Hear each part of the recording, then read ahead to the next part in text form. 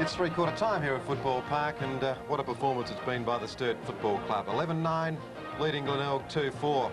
You couldn't really see the story unfolding in the first quarter when Sturt led 2-3 to a goal, but it became more evident in the second quarter, but they just blasted away in the third quarter and made Glenelg look like slow coaches and a second-rate outfit.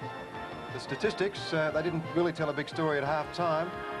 Similarly, they don't tell much of a story now, Ian, because it really depends on what you do with the ball. But is that the best performance that you've seen from a side so far in the Escort Cup? Yes, but it's probably the worst performance I've seen from Glenelg in the Escort Cup too. It's shocking, Peter. They didn't score that quarter, and I didn't believe that I'd ever see the Glenelg side not scoring in a quarter, no matter who they played.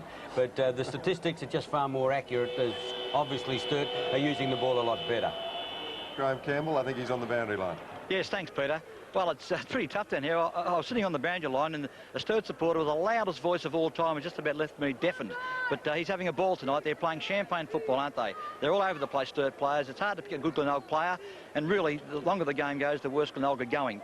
They're nonplussed by the fast play on football that Sturt are playing, and I just can't see well, naturally the Bay's getting out of it, although they have got the breeze in the last quarter. Good players for Sturt. Neil Craig, I guess you could say, he's played a great game in the centre of the ground. John Painter, superb. His delivery of the ball is the best I've seen for a long time from a player. His left foot kicking is absolutely great.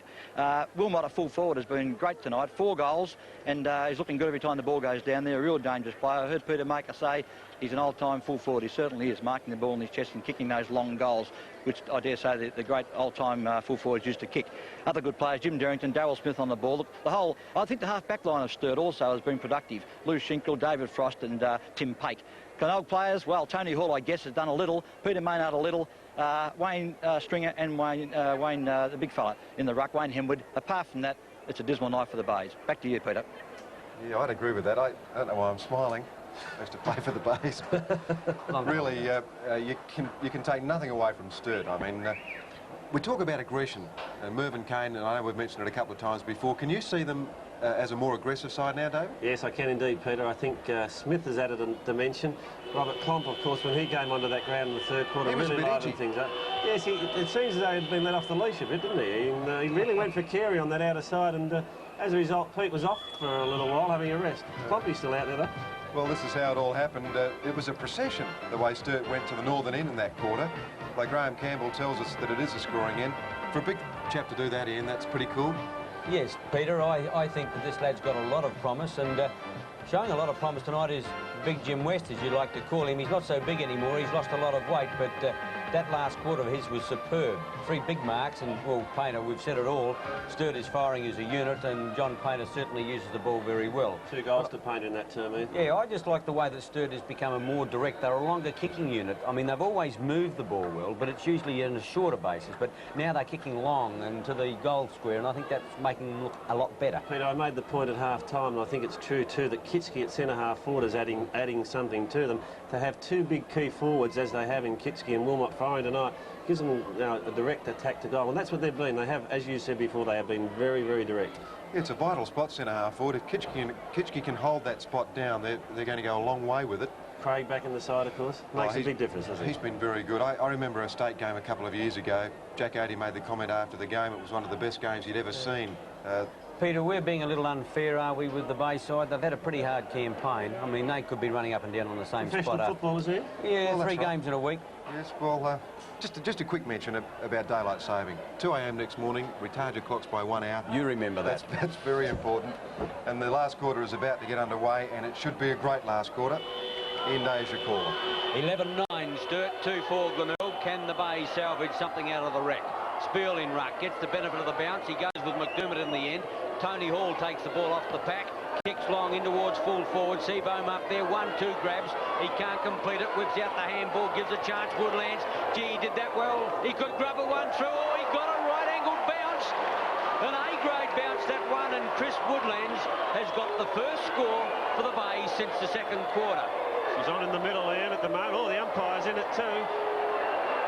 Well, I don't know whether the Bays are trying to get themselves G'd up, but have a look at them. There's all but about, I would think, 14 or 15 players involved in that melee, and I don't know why the umpires, Peter, just don't stand back with a little book and write the names down. Well, I think it'd be much wiser. I wouldn't go near it. I noticed Robert Klomp was involved in there again, but It was a much-needed goal by Glenelg. That is the understatement of the game. Woodland's got it. It was very well done, and in fact, you made the comment, the first score since half-time, Ian. It's their first goal since quarter-time, isn't it? No, I've got all my scores mucked up here. That's their first goal since when, half-time? Since half-time. They were 2-4 at half-time. They didn't score in that third quarter, so it's 3-4 now. Plays 11-9. At the bounce, McDermott takes it. Bays into a tackle. They got one in the first minute. They need a lot more of them. Pake has it out of defence. Slips it over to Kavanagh. Wayne Kavanagh drives along wing out of side. Opportunity for Fisher. He's bundled out of the play. Painter went in strongly. So did Darryl Smith. West picks it up. The free has been paid. And the advantage not paid on this occasion. It's got to come back behind the mark. The free kick is Tony Fisher's. Former Canberra man. Boots long to centre-half forward. Tony Hall went high, copying the handball, but it's a wild one. Moskini takes it out for the double blues. You've got a Paddock to run in grandstand side. No one in particular to kick it. The leaders kicked two, rather. The lead was made, but it was Stringer that took it cleverly off hands. Maynard, riding high there was taken by Alan Stringer. Loose man in the pocket is Hodgman. Good pass from Stringer. Now the Bays a chance. We're only 2 and a bit minutes into the quarter. If they could boot a couple early, it may give them the confidence to fight back. They're a long way behind. 53 points the difference. This will make it 47 if he can kick it. Distance no problem. Accuracy isn't either. Good goal, Hodgman. You're watching the Escort Cup on 7 Sport. The Bays are coming back. Maynard to Hodgman. Can he kick another one? Oh, a mark before the line. The umpire's paid it. Copping played on. He was behind the line when he kicked that ball, but he gave it to Hall. And Hall has marked probably 30 metres from goal. There's still some altercations going on out there, and Graham Corns has got time to smile. I had a feeling that Hodgman was behind the boundary line when he delivered that ball. But notwithstanding, the kick will stand and the mark will stand. Tony Hall, a very accurate kick for goal. Straight through the centre.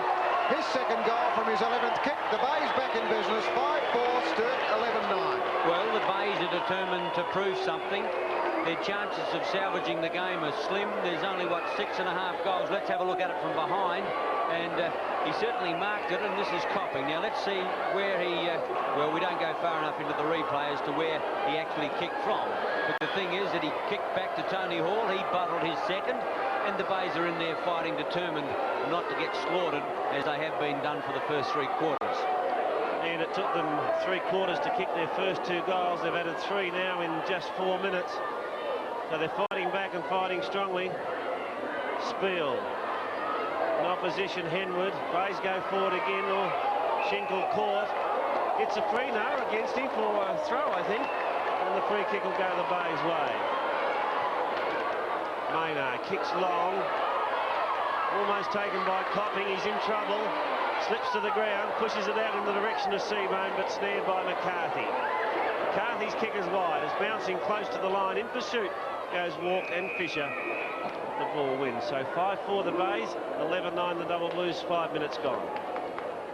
Well, they can certainly get back.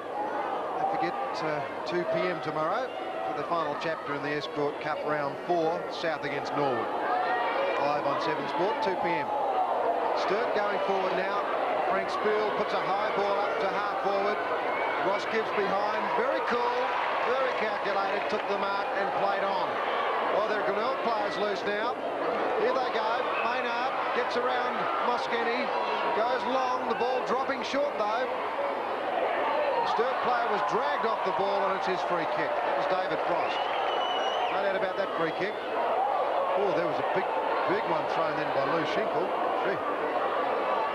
Graham Campbell knows a bit about Lou Schinkel. I'll ask him a little bit later about his pugilistic prowess. He's a tough cookie, I understand. Craig forward. Wayne Stringer went down before acceptances. The mark paid, though, by Murphy. The bearded Murphy. Jim West comes in. Hall in front. We've often seen more than one Glenelg player flying tonight. Maynard hooks around the body. No mark out there. Free kick there to Glenelg for interference. Woodlands against Pate. Woodlands plays on. Jim West on his own. Oh, it's on again at centre wing. Gee, they've gone berserk out here tonight. That's just the end of the scrap. Robert Comp involved again. Robert, you've had a bad day, mate. West lines up. Great shot at goal, Jim West. Straight through the centre. Fine goal. Umpire Stephen Semler is just bringing the game to a halt for the moment. He's worried about something or other, and he's just going over to the umpires coach. Whether one of the boundary umpires is in a bit of trouble. It looks like one of them may have pulled a monkey muscle or a hamstring on the outer side, and so he's going back to get some help for the umpires. Rick Kinnear, I think, is the reserve umpire, and he's going to come in as a boundary umpire. Well, a lot of his friends might say that's where he belongs, but I wouldn't say something like that. I didn't mean that, Rick. I said a lot of his friends would. I thought you were an umpire's friend. Yes, I am, Peter, but Rick Kinnear coming in, well, he'd be the most experienced umpire in South Australia. And, of course, brother of Kim Kinnear, the Port Adelaide footballer, who's currently in abeyance. And Rick's going to take over from the boundary umpire on the outer side. 11-9 to 6-4, but getting back to the Bays run, they've kicked 4 in the first 7 minutes of the game, and I assume that we'll have a minute and a half of time off for that particular incident, but they're certainly coming back strongly, and that might have helped the Bays a little, Sturt a little bit, by just settling them down. Yes, I think that could be right, Ian, as we'll just see, as Henwood goes in strongly. Stringer, here's a chance for the Blues. Craig takes it, steadies, goes short, the lead from Reynolds, good pass. Now this could be the steadier. Certainly that interruption, the break in play, wouldn't help the Bays. They had the momentum, and that's been broken. Reynolds now, a long kick, going awfully close, but close enough, 1 point. Bay's very keen to get on with the job. Ross Gibbs has run back to get the ball. He may bring it out to Murphy on grandstand side. Beautifully disposed, Ross Gibbs. Well set up. Maynard wants it. Murphy saw him, gave it to him on a plate. Maynard long this time. Tony Hall in the middle of the pack. Pake over the top, couldn't mark the ball. Gee, another goal by the Bays would be handy, but Hall handballs the wrong way. Smith to Walk, over the top of Walk towards Robert Comp, who's really had an interesting outing this evening. He's given Mervyn Kane, I think, the spark that he wanted. Sturt lead by 36 points. 6 goals would normally be a match-winning margin, but the Bays are pretty useful when they get moving. The whistle has gone again. We're 10 minutes into this last quarter, so still plenty of time if the Bays are good enough. Frank Spiel with a free kick at left half forward. I don't think the Bays certainly can't let Sturt score again. They were about to. But there's a push in the back, and the free kick will go to Chris Duthie. To Gibbs. Gibbs will run it out, grandstand side. He gets a lead from Michael Murphy. He's going to have to meter to make a meter. He can't get it. Moskeni, who's played pretty well. Looks like he's got a bit more pace than we've seen him. That kick wasn't all that good. Gibbs comes to meet it again. Couldn't get the half volley. He's run into the ground. He played that one pretty well for a free kick. And umpire Cameron obliged. Ross Gibbs from the half-back flank. Kick number 13. Stringer goes short. Gee, that's close to the line. Coming to meet it. Oh, he's played well. The ball's still in play. No, the umpire's going to give him a free kick for a high tackle. And he wasn't very happy with Alan Stringer at the moment. Let's have a look at it. Well, yeah, I don't know if it was a high tackle either. 50-50. Eye has been marked by Henwood. Henwood at centre half-back. The Bays still on the boil, going long to the half-forward line. Leap by Copping, not successful. Back in defence. The Sheikha Rover run. Quickly now, Hodgman gets it out to the lead of Seabohm. He'll need help. Couldn't get it. In goes Fisher. Over the top of it is Smith. And the umpire will come in and bounce 30 metres out from the Bay goal. Yeah, I thought Hodgman may have gone for home then. The lead was on for sure, but he was clear and he was only about 45, 50 metres out. Goal then would have been vital. Horns is worried. There's been a bit of improvement, though, in this last turn. McDermott. Well, the kick's been smothered. Here's a chance for the Blues. Craig played well all night. Goes towards half-forward. Painter Gets an awkward bounce. Gibbs a clever tap over the top to Henwood. Thumps them back towards half forward. 3 of them there, and they all mess it up. Finally, the ball comes out to McDermott from West. McDermott puts one on its way. And he's got it. Oh, he's kicked the goal. I thought it was going to go too wide, but he's bottled it. 7 for the Bays, and they're fighting back strongly. Are they ever? And that was a great goal, McDermott. He really had the pressure on him when he got the ball. He was flat-footed. The West handball found him, and he had to sum it up very well because the body came to him, and he put it through. He only just snuck it through, but the Bays are in this, Ian. It's not inconceivable that they could win this game. No, Peter, 5 straight kicks the difference. Spill determined not to let the Bays get back in, but they've got a run up. 30 points the difference. 13 minutes gone. Sturt through Delina and Craig. The running player is Walk. Out goes Wilmot to the outer side. Duthie there with him. Thumped cleverly away. Wilmot gives chase. Close to the line. You'll need help. Kitschke's there. The Bays swarm over the top of them. Michael Murphy, a free kick is going the way of Duthie. He'll come across ground. Gibbs is always on his lonesome. They don't seem to like him. He'll run the ball out of defence. He's got plenty of time. 2 bounces. He'll have to kick it quickly now. Gets the kick away towards centre wing. And there is Alan Stringer. He's played a fine game for the Bays. Thought about the handball. Gets caught on the left leg. Goes for Copping, and that's a good mark. Gee, are they hard to take. Running flat out straight at the eyes. And Copping's got to get a 15-metre as well. That'll almost take him within kicking distance. He doesn't want it. Puts it out in front of the lead of Seabone. Thumped clear by McCarthy into the pocket. Giving chase back there is Pate, but he's out of play. And the umpire will come in and throw it in left full forward pocket.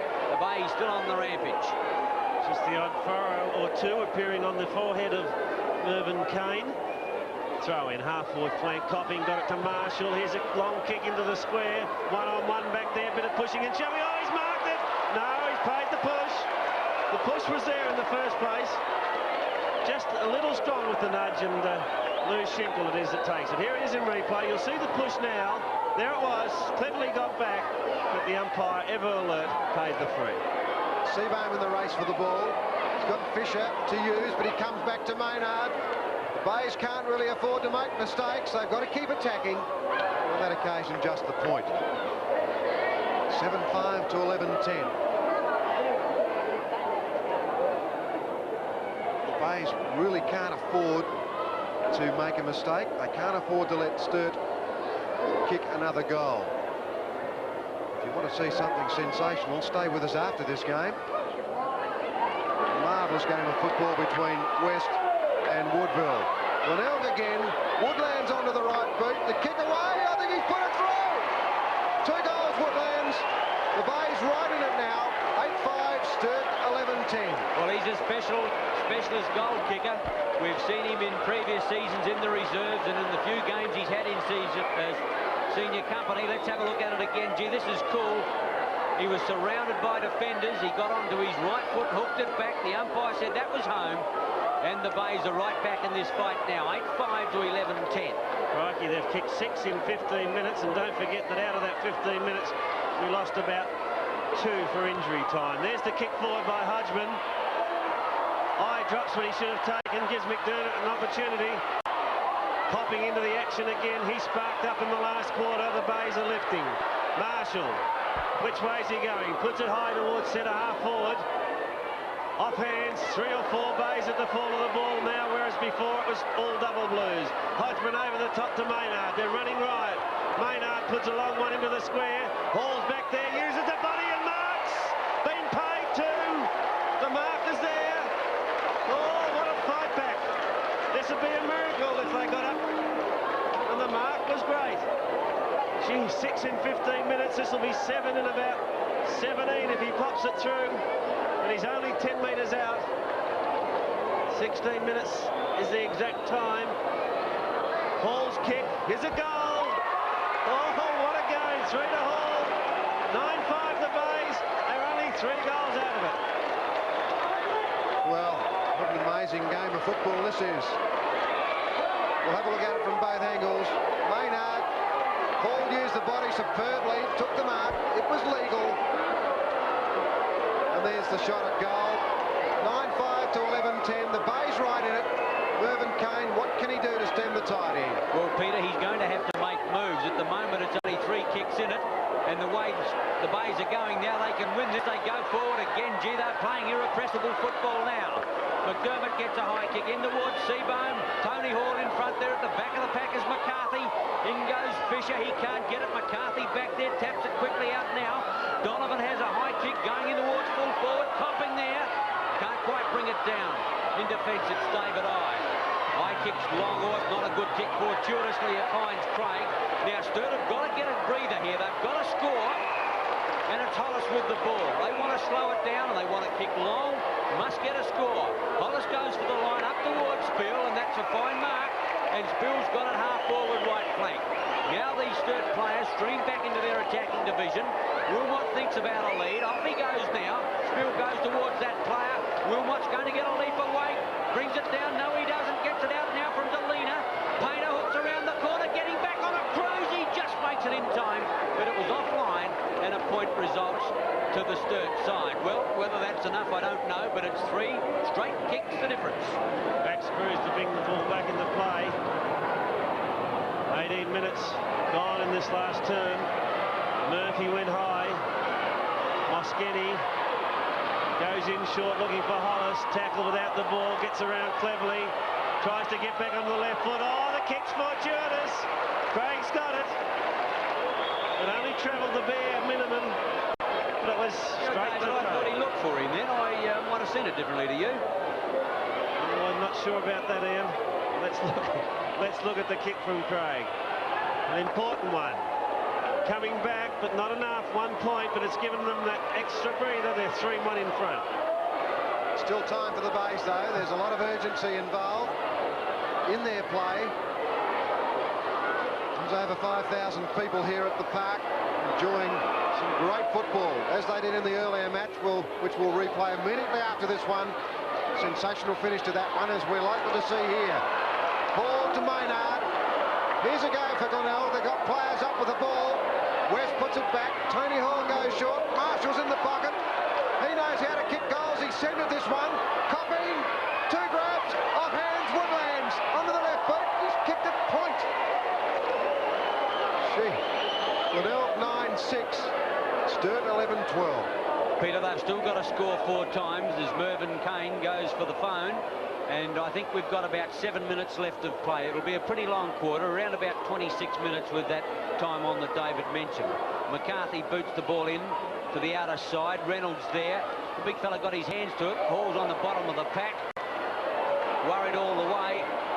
In goes Fisher. Now Schinkel. Henwood gets past Craig. Did it well. Gives a chance now to Hodgman. Hodgman on the left leg. Goes in long in towards Seabohm. West over the top. Can't bring it down. Frost back in defence. Oh, the kick is a shocker. Off the side of his boot and out on the full. She was it ever. Nearly finished in the lake. And the penalty free kick will go to the Bays in the right forward pocket, and it's going to be taken by McDermott. The Blues by 18 points. Can we win it? Graham Corns is just looking a little bit more relaxed, if he ever does. McDermott's kick is going in. It's going to be touched right on the line. Big leaps all over there. Schinkel goes in. Tap clear now by Kavanagh. And Moschetti back in defence. Moschetti's kick comes grandstand side. Craig on his own. Around Alan Stringer. Sets it over the top. Veal it was that pushed it forward. Now the opportunity for Wayne Stringer. The Bays go back. Here's a go at centre half forward. Oh, he's pulled it in. What a good mark. Jim West. Mervin's worried. Here it is in replay. It was a good pass. Sturt player late on the scene, and West stood his ground firmly. Gee, a goal here would make it interesting. 40 metres out, directly in front. A long kicker of the ball. Distance no problem. The accuracy is good. He's banged it through. He's second. He's 8th kick. The Bays are right back in this. Out of Everett, they've advanced from 2-4 at 3/4 time through to 10-6 now. It was beautifully put by Wayne Stringer. Big James West at 10.5 forward took the mark and kicked the goal. Darrington back on for the Blues as Paul Hollis leaves us. But gee, it's a tight game. 12 points the difference and about 5 minutes left of play. The Bays can do it easily. Gee, the age of miracles isn't over if they get out of this. Fisher Ward, good tackle. He's under pressure. Down goes Moss Kenny. The umpire said play on. The ball comes out now from Veal, but the Bay's about to go forward again. Marshall looks to put out a pass in towards the half-forward line, but Frost in defence takes a timely mark. Gee, can Sturt hang on? They're starting to chase Guernseys, and I'm sure that Coach Kane would not be pleased with the way that his defence has become a little rattled, a little loose. Stringer, Marcus on the turf. Quickly now, Michael Murphy, a long one into the pocket. Out comes West to meet it now. Hodgman up, well shepherded West. Hodgman's got it.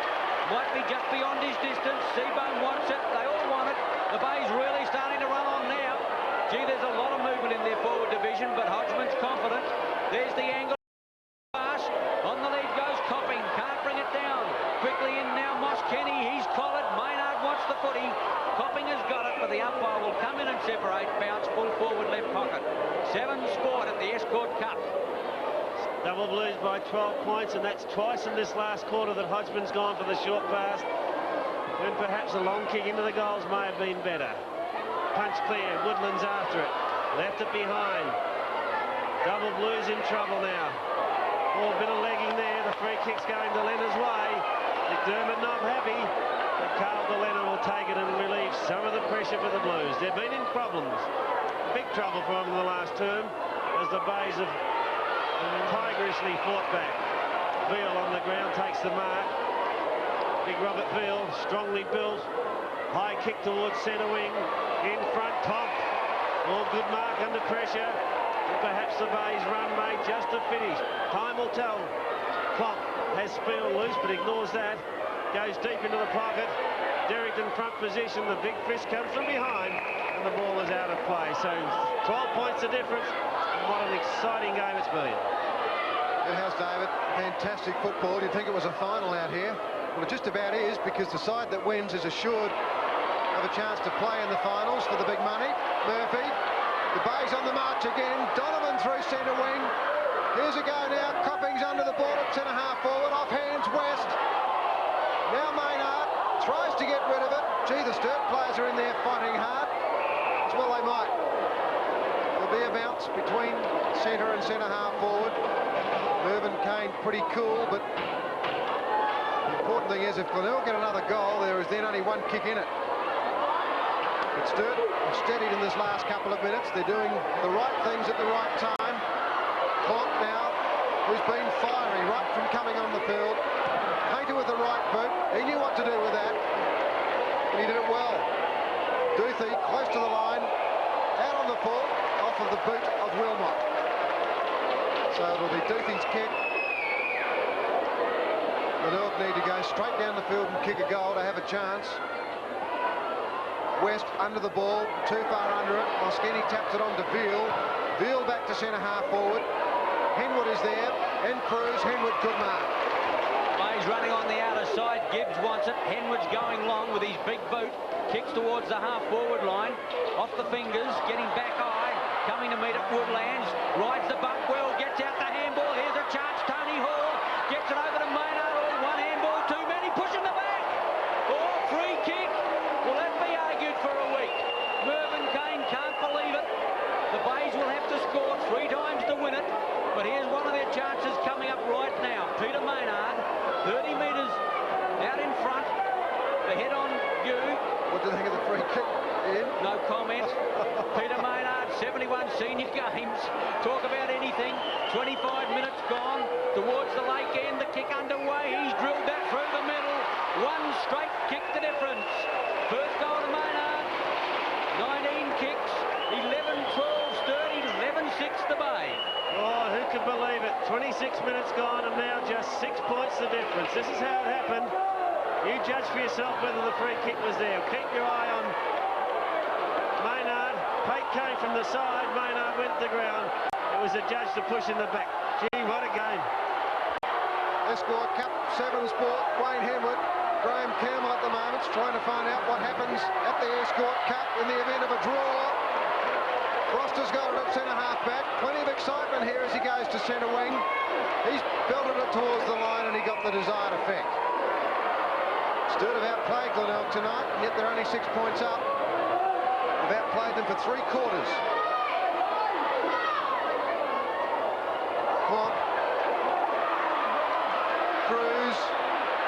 He's got to keep it in play. He's got no option. He's in trouble now. Stringer. There's a few tired players out there. Oh, Marshall dropped it. Off Glenelg go. Can they score again? Marshall goes in long. Over the top. Here's a go for the Bays. Woodlands. Right boot. He's missed. Oh, he's missed. And they're the ones that he normally kicks. Oh, Peter, what tension. Graham Corns, he can't believe it. But, gee, they had a chance there. Had they steadied a bit, they might have got it. But there's only one straight kick the difference. Sturt by 5 unbelievable points at the moment. 27 minutes gone.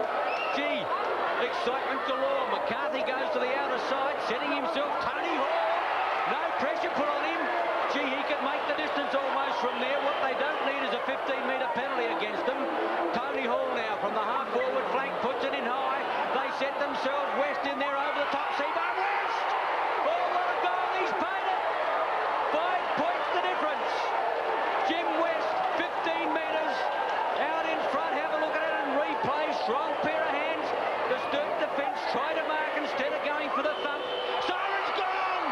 Oh, can we have a repeat of the earlier game when the last kick of the game decided the contest? Tony Hall, no, Jim West. Unbelievable excitement. He's nudged it through. The Bays have won. Goal number 3. Unbelievable. The greatest fight back since Gunga Din. The Bays have come from nowhere, trailing 11-9 to 2-4. At three-quarter time, they have come from the clouds to get up the win. 12-7 to 11-12. David Darcy, unreal. Miracles do happen, Ian. There's no doubt about it. That's a miracle. 10 goals, 3 in the last quarter, having kicked 2-4 to three-quarter time, so they should be jubilant. David, I can't believe it. In both games tonight, we've had the game won after the final siren. Incredible football. We'll be showing the other game between Sturt and Woodville immediately after this one. Fantastic performance by the Bays. As Ian Day mentioned, they advanced from 2-4 at three-quarter time to 12-7 at the final break. A fantastic quarter of football. Really was, David. Yeah, the Double Blues boys going down the tunnel there, very dejected at the moment as well they may be. They beat the Bays for three quarters, but of course football is played over 4. And there's the result, a 1-point victory to the Bays. Peter there and David, there's bound to be criticisms of the Sturt coach when you're leading by 9 goals going into the final quarter. No, sorry, 7-8 goals going into the final quarter. Should he have gone on the defensive? Now, it'll be argued hot and cold for the next week. Well, I think we made the point, Ian, that if Sturt had kicked 1 goal in that last quarter, they would have won. They didn't kick the goal and they didn't win. They had a couple of chances, though, David. Yes, they did, and there's Graham Corns taking his players into the room, and he'll be, I just wonder what he will be saying to them, because for three quarters he was most displeased, but that effort, nothing short of a miracle. Well, it certainly explodes the theory that you can't play 3 games in the week, because in that last quarter, the Bays appeared to have about 25 players on the ground, all running berserk.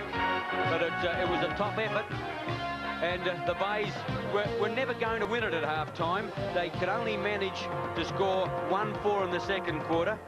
They did not score at all in the third quarter.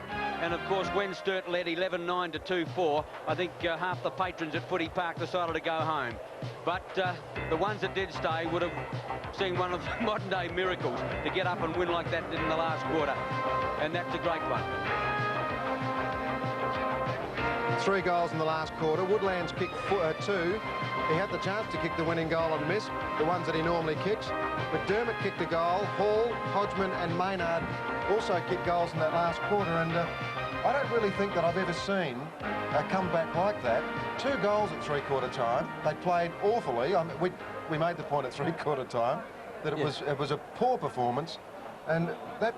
You said it, the biggest comeback since Gunga Din. That was quite extraordinary, wasn't it? Did Gunga Din fight back? I don't really know. I think it was Lazarus, wasn't it? But, you know, even when there was 6 or 7 minutes to go and they still needed 4 or 5 goals, you didn't believe they could do it, you know. A Sturt side, they attacked a couple of times and they needed a score desperately to win. When we had the loss of the umpire, you would have thought that settled them down. But, you know, I think Mervyn Kane would be a destroyed coach right now, having a lead like that at three-quarter time and going under. pretty hard, He didn't run, not to my knowledge, did he run any loose men in defence in that last quarter? I didn't notice it, Ian. I really didn't. I don't know that you could really criticise anybody out of a game like that. Critical. Because, no, I know you're not, but it was just analytical. It was just such an extraordinary performance, it really was. We're going to take a break now, and immediately following the break, we'll catch up with the coaches in this quite extraordinary game from Football Park.